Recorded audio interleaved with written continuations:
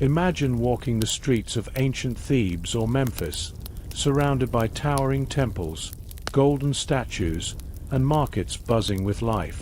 To most outsiders, ancient Egypt looked like the land of gods and miracles, a place of wisdom, pyramids, and timeless glory. But behind the splendor and majesty of the pharaohs, there was another side of life, one far darker and far more brutal. This was a society that valued order above all else, and anyone who broke that order risked punishment so cruel, so humiliating, that they could destroy a person's reputation even more than their body. Welcome to today's journey into the world of the most humiliating punishments in ancient Egypt.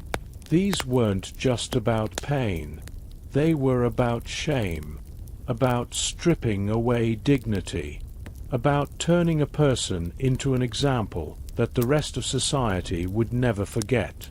But before we uncover these punishments that reveal the darker side of the ancient world, make sure to hit that like button, subscribe to the channel, and comment down below where in the world you're watching from. It helps us bring you more untold stories from history's hidden corners. Now, let's step back into the Nile Valley, where humiliation was a weapon as powerful as any whip or blade. To understand why punishments in Egypt could be so degrading, we need to understand the Egyptian worldview. Life revolved around a concept called ma'at, the idea of universal order, truth, and balance. Pharaohs ruled not just as kings, but as living gods, guardians of this balance. Breaking the law wasn't just a crime against people.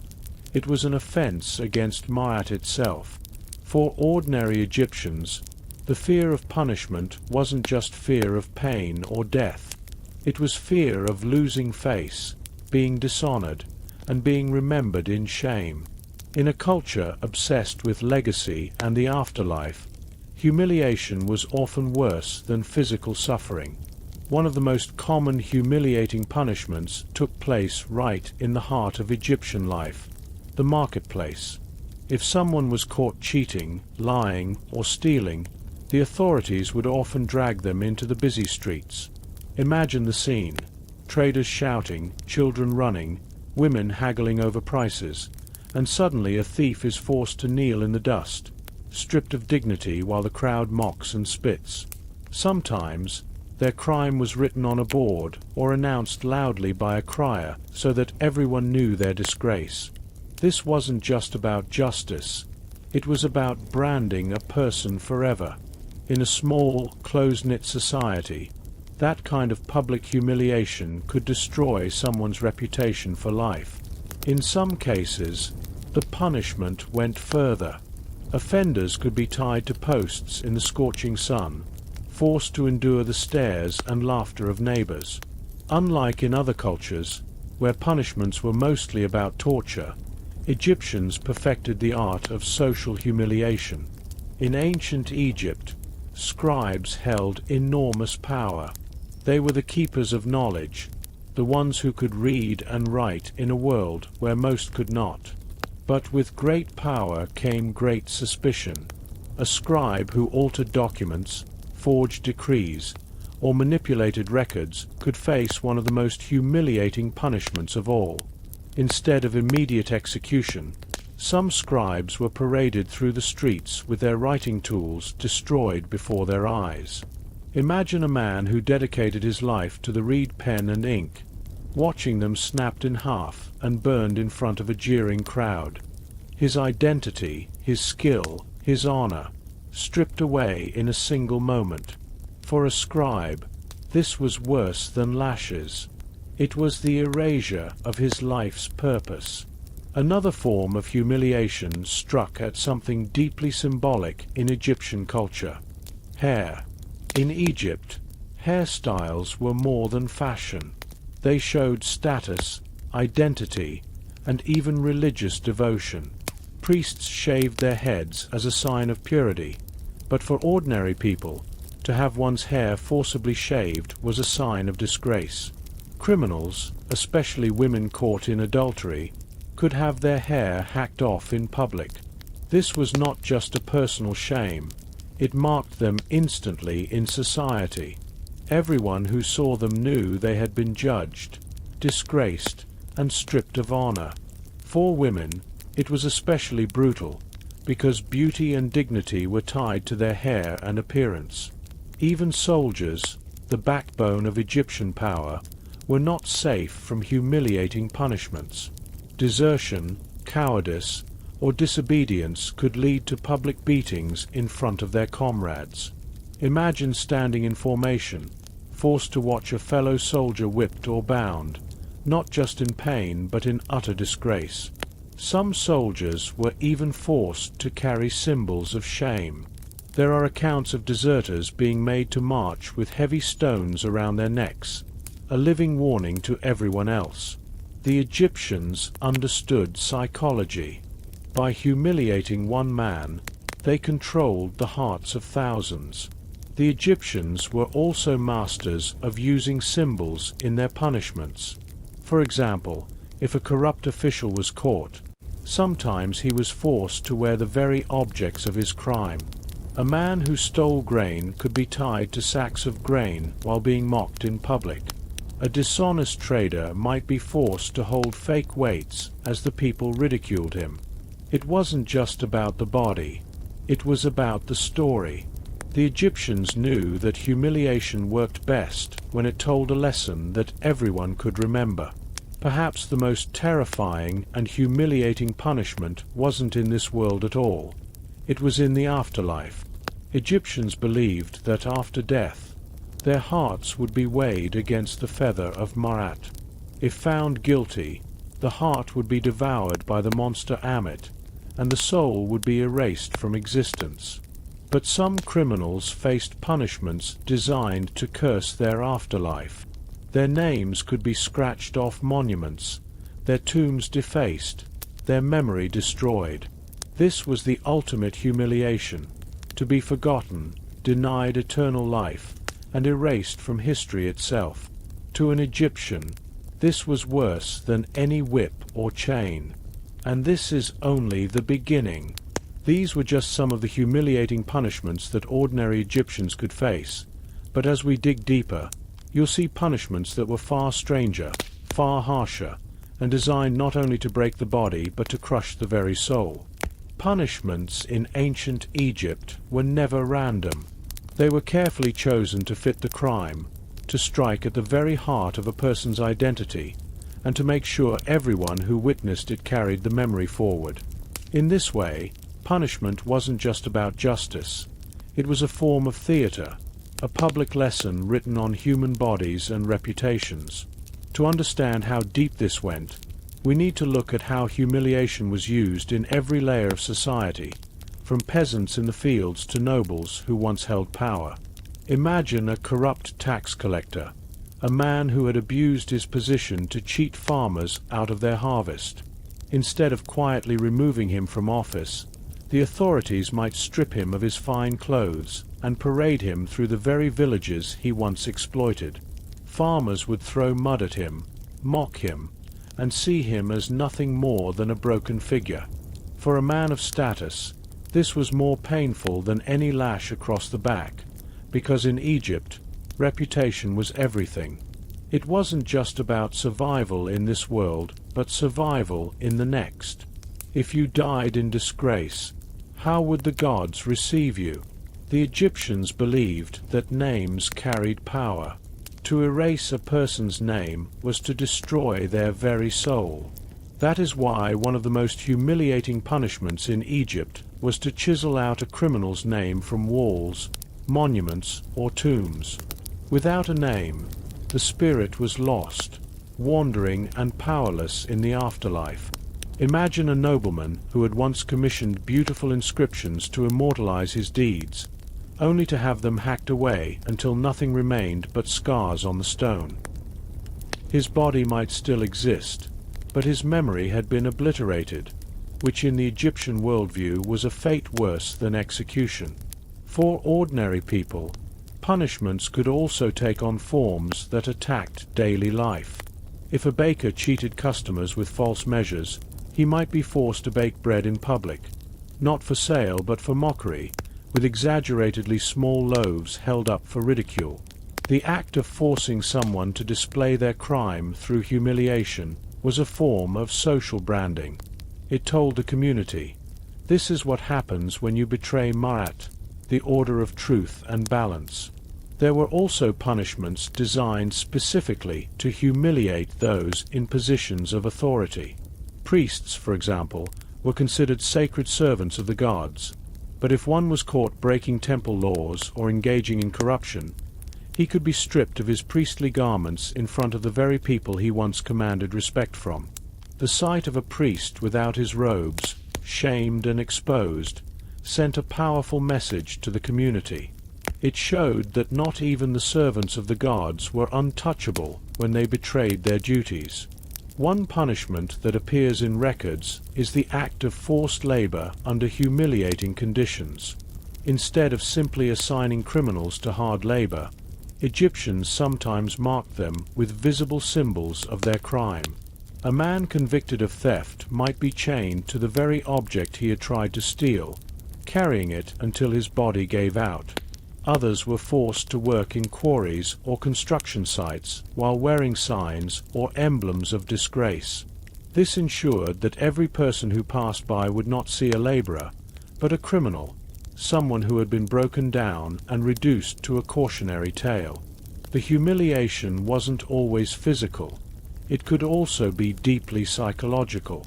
For women, punishments often attacked their dignity and place in society. While execution was rare, acts of public shaming were more common. A woman caught in adultery might not only have her hair cut off, but could also be displayed in public, dressed in rags, her jewelry stripped away. In a society where appearance reflected honor and respectability, this was a living death. Her shame became her identity, and she carried it long after the punishment ended. Even children were not immune to humiliating punishments. In Egyptian schools, students who failed or misbehaved could be beaten, but sometimes their mistakes were displayed in writing for all to see. Imagine a young student, desperate to earn the life of a scribe, being forced to recite his errors in front of the class while others laughed. The pain of humiliation became a tool to enforce discipline, reminding them that failure had social consequences, not just personal ones. Another layer of humiliation came from punishments tied to religion. For those who offended the gods or desecrated sacred spaces, the punishment could be exclusion from religious life. This meant being barred from temples, denied participation in festivals, and treated as an outcast. In a culture where religion was not just belief, but the very rhythm of life, this was devastating. To be excluded was to be invisible, unwanted, and spiritually condemned while still alive. One of the cruelest forms of humiliation was directed at criminals after death. If a person was judged unworthy, their burial could be deliberately dishonored. Instead of a proper tomb, they might be dumped in a pit, denied the sacred rituals that ensured passage to the afterlife. Families could be forbidden to mourn them, stripping away even the dignity of grief. In some cases, bodies were mutilated or left exposed, ensuring that the soul could never find peace. The message was clear. Disgrace was eternal. Even in death, humiliation followed. There are records of pharaohs using humiliation as a weapon not just against their own people, but against enemies. Captured soldiers or rival leaders might be displayed in chains, their images carved into temple walls as kneeling figures beneath the feet of the pharaoh. The act of depicting enemies as groveling slaves wasn't just political propaganda. It was a form of eternal humiliation, recorded in stone for all time. For the Egyptians, art and monuments were forever, which meant the shame of these defeated enemies would live for eternity. What's striking is how punishment in Egypt wasn't always about killing or destroying the body. The real power came from destroying the spirit, the reputation, the dignity of the person. A single act of humiliation could outlast pain and could echo through a lifetime. For those who lived in this ancient land, fear of disgrace was as powerful as fear of death itself. And this was no accident. The rulers of Egypt knew that controlling people through shame was more effective than filling the streets with corpses. Death ended the lesson, but humiliation made it live on. As we go further, we will see how these punishments became even more elaborate, even more humiliating, and sometimes shockingly creative. Because in ancient Egypt, shame was not just a consequence, it was a carefully designed weapon. As centuries passed, punishments in Egypt continued to evolve, always keeping humiliation at their core. Egyptian rulers understood that a punishment witnessed by thousands had far greater impact than one carried out in secrecy.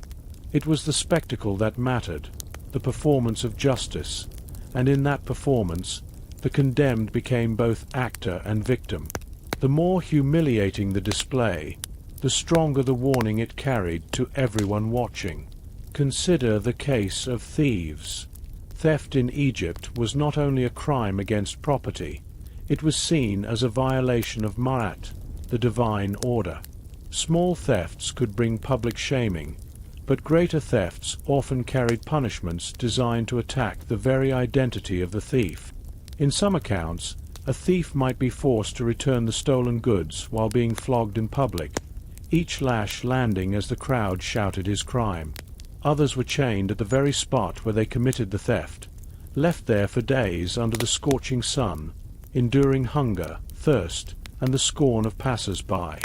The physical pain was temporary, but the humiliation lasted a lifetime. People remembered. Faces were not forgotten. One particularly humiliating punishment was directed at those who lied in court. Egyptians believed that false testimony corrupted justice and angered the gods. To lie under oath was to poison the balance of truth, and the punishment reflected this. In some cases, the liar was forced to wear a placard declaring his crime, or worse, his tongue was symbolically marked in public. The idea wasn't always to kill, but to brand the person as untrustworthy forever.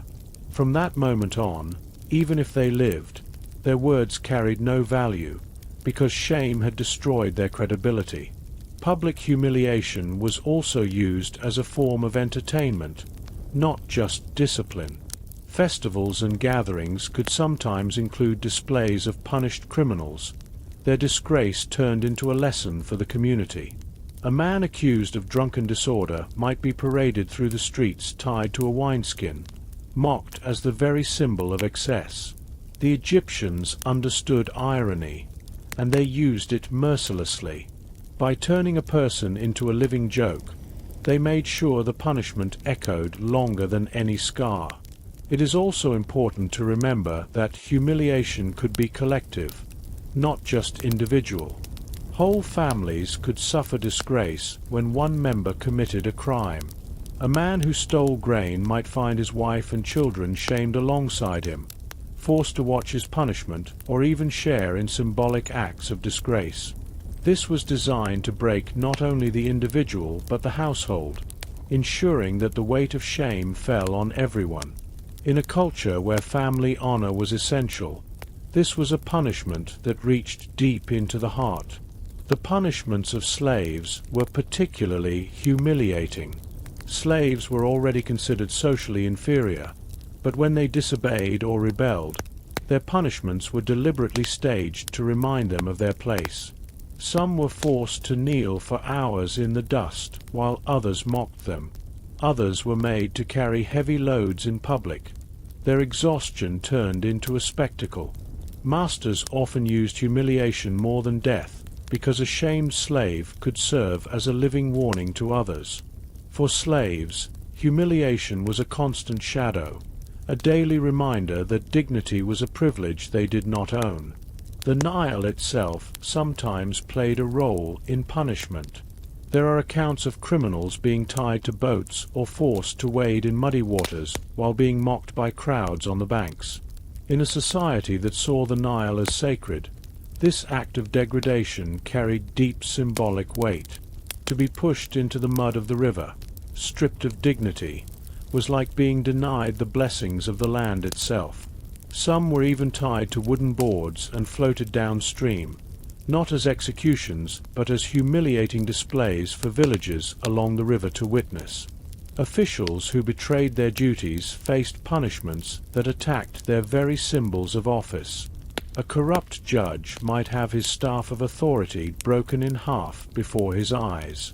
A dishonest overseer might be stripped of his fine robes and forced to wear rags in front of his workers. For men who had built their lives on symbols of power, having those very objects destroyed was an unbearable humiliation. It reminded everyone watching that corruption not only cost wealth or position, it shattered dignity itself. In Egypt, humiliation could be tied to ritual as well. There are records of criminals being forced to take part in ceremonies where their disgrace was enacted as drama. For example, a man guilty of betraying the community might be made to bow before effigies of the gods, confessing his crime aloud while priests and citizens jeered.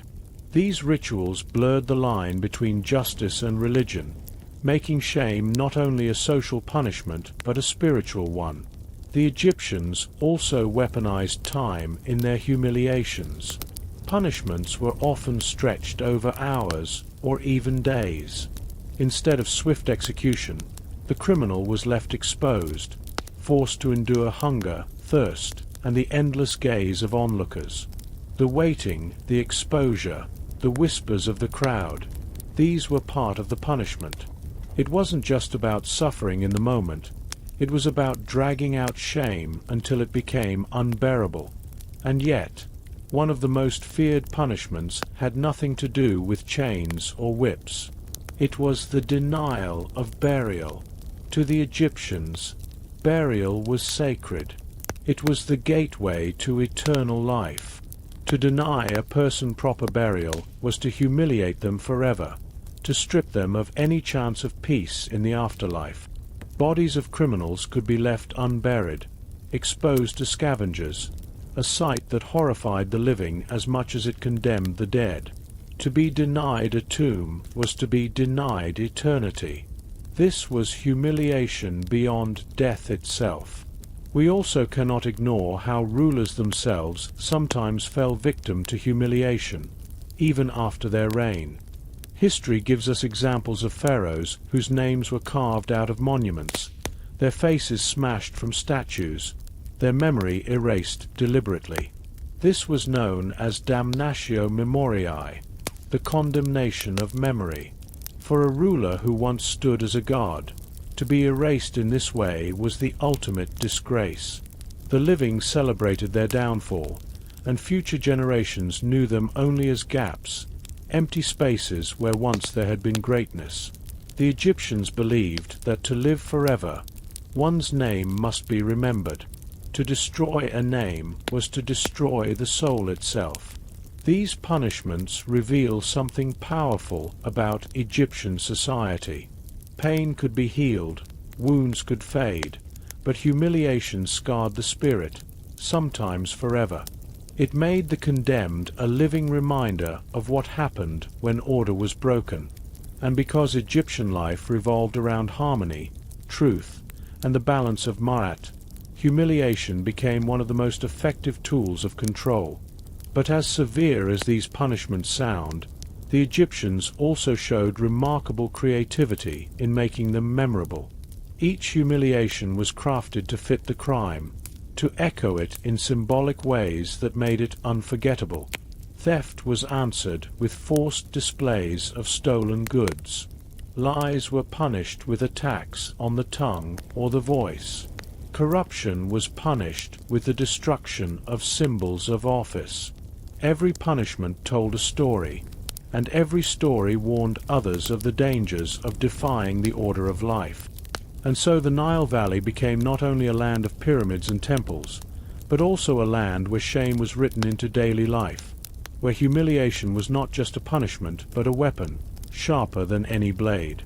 Humiliation in ancient Egypt was not always reserved for criminals or traitors. Sometimes it was used against those who fell out of favor with the state, men and women who had once been respected but were later cast down. Losing royal favor was a punishment in itself, but the way it was displayed made the disgrace unforgettable. An official stripped of his position might be paraded through the city, no longer clothed in fine linen, no longer carried in a chariot, but forced to walk barefoot, like a commoner, while his former servants turned their faces away. The humiliation lay not only in the punishment, but in the sharp contrast between who he once was and what he had been reduced to. The Egyptians also understood the power of laughter as a weapon. Mockery was often used as part of punishment, and crowds could be encouraged to jeer and ridicule the condemned. A petty thief might find himself the subject of jokes shouted by onlookers. His shame deepened not by pain but by humiliation. For Egyptians, laughter directed at someone's downfall was not cruel entertainment. It was reinforcement of order, a way of saying that the universe was still balanced, that those who broke it would be brought low. One particularly humiliating punishment for men involved being dressed in women's clothing and paraded in public. Gender roles in Egypt were sharply defined, and to force a man to wear the garments of a woman was to rob him of his identity, to make him a spectacle. This was not simply mockery of appearance, it was an attack on dignity and masculinity. For a society that valued honor and respect, such an act branded the man as powerless, ridiculous, and permanently disgraced. Foreigners, too, often suffered humiliating punishments designed to remind them of their place. Captured enemies could be forced to crawl on their knees before the pharaoh, their hands tied, their heads bowed to the ground.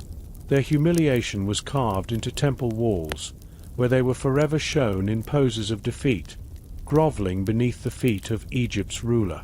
These images were not simply decoration, they were propaganda, reminders to Egyptians that their enemies had been shamed for eternity. For the foreigners themselves, this humiliation outlasted their lifetimes, recorded in stone for future generations to see. Humiliation was also tied to mutilation in some cases, though not always with the goal of death. Thieves could have their noses cut off, a punishment both disfiguring and humiliating. The missing nose marked them for life, a permanent brand of disgrace. Others might have their ears cut or their faces scarred, making it impossible to hide their past crimes. Unlike execution, these punishments ensured that the humiliation was carried everywhere the person went, for the rest of their days. At times, Egyptians even punished symbols of power rather than the people themselves. When a ruler wanted to humiliate a rival, he might order the rival's statues defaced. Faces would be smashed, inscriptions altered, names erased. The physical body of the rival might still live, but his immortal self, the image that connected him to eternity, was destroyed.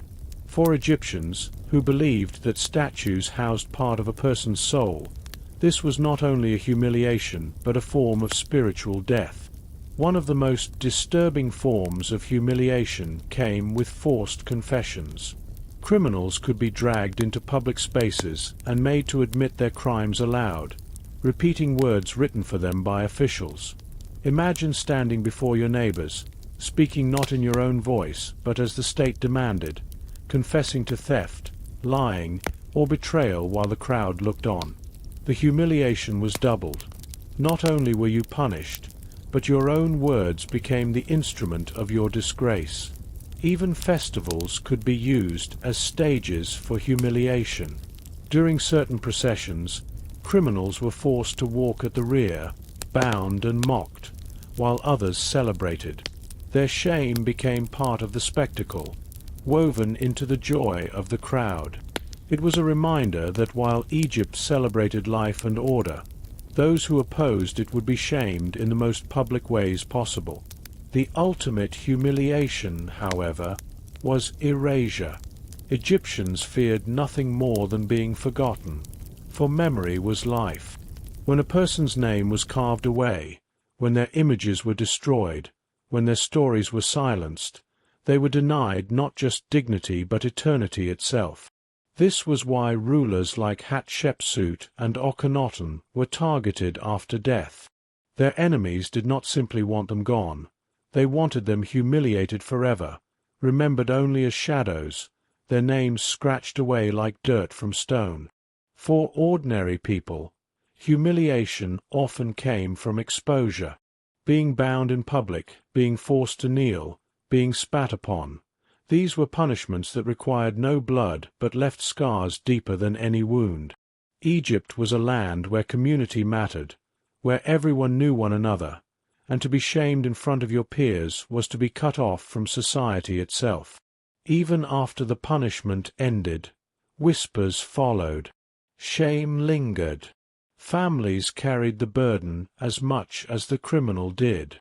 There is also evidence that children of disgraced men sometimes suffered humiliation through denial of inheritance or exclusion from certain rituals. This meant that the punishment did not die with the criminal, but lived on in his bloodline. In a society obsessed with legacy, this was perhaps the cruelest humiliation of all, ensuring that disgrace echoed down generations.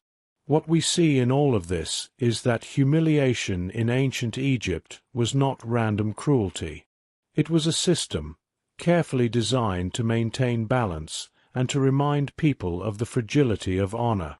Egyptians believed that shame could kill the soul as surely as a sword could kill the body, and they used this belief to keep order for centuries. The land of the Nile is remembered today for its pyramids, its gods, its golden treasures, and its mysteries. But hidden beneath that glory is a darker truth. It was also a land where humiliation was used as one of the sharpest tools of power. To live in Egypt was to live under the gaze of your community, your gods, and your pharaoh, and to fall from grace meant not just punishment but disgrace, a disgrace designed to follow you into eternity. So the next time you imagine Egypt's grand temples, its towering statues, its majestic pharaohs, remember also the ordinary people who lived in the shadow of those monuments, knowing that a single mistake could lead not only to pain but to a humiliation that could stain their name forever. This was the hidden price of living in the most glorious civilization of the ancient world.